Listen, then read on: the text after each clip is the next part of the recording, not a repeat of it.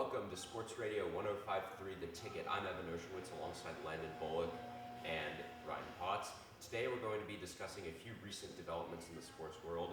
We're going to go in chronological order. We're going to start with the Euro Cup, which concluded a few weeks ago. As you may know, that is a tournament sponsored by UEFA, which features the best international teams in Europe. We're going to talk about the biggest surprise of the Euro Cup. Langdon, I'll start with you. My biggest surprise from the Euro Cup is, for me, like most people's, is Iceland making it all the way to the Euro quarterfinals, beating England in the round of 16. I think that's one of the biggest upsets in international soccer history. Ryan, your thoughts?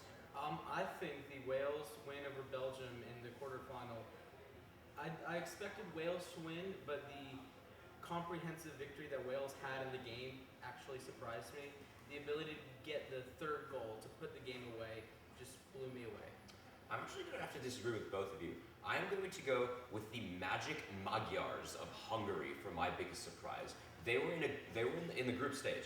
They were grouped with the eventual champions, Portugal, and they were able to get out of that group without losing a single game. They drew with Portugal, they beat Austria 2-0, and they tied Iceland, who eventually beat England, yes. They played some of the ugliest football I've ever seen in a major tournament, and they were still able to get out of the group stage without losing. Now, the Belgium game is an entirely different story, but I want you to consider that the only player on this team that anyone had ever heard of was the goalie, Gabor Kirai, and the only reason people know him is because he wears sweatpants. These people are like total non-entities, and they were able to get to the knockout stage, and they won the group, by the way. And now we're going to take callers at 910-454-3525.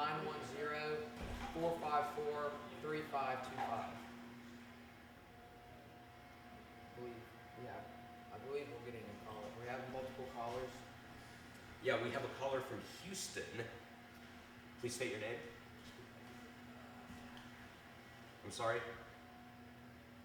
My name is Josh. I'm from Kansas City. All right, Josh.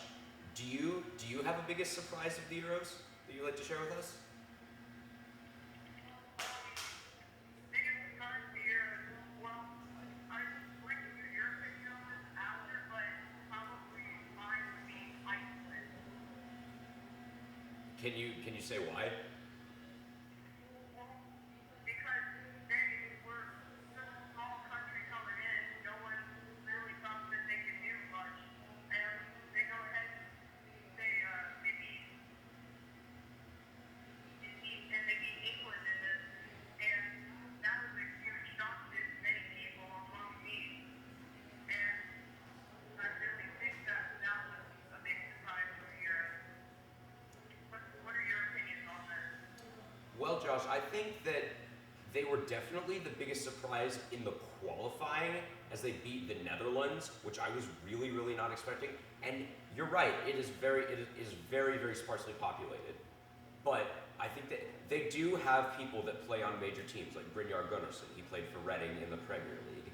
Hungary, their players almost exclusively play in the Hungarian league. Like, their most seasoned veteran is a guy named Zoltán Gera. Ever heard of him? Didn't think so.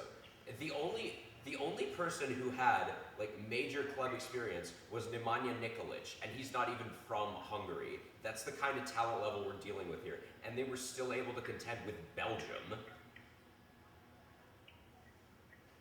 Anything else? All right, thanks, Josh. All right, moving on.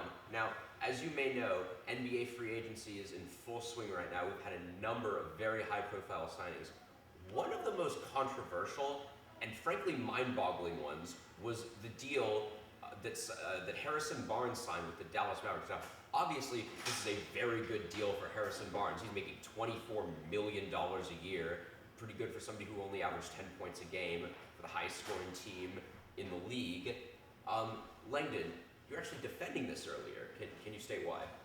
Yes, I believe that Harrison Barnes is extremely underrated as an NBA player, and he was extremely underused on the Golden State Warriors. And I'm not sure that with his play, he deserved the $24 million a year, but I definitely think he's close to $24 million because I believe his potential is so high that, his usage rate was extremely low for a starter in the NBA, especially on a championship team.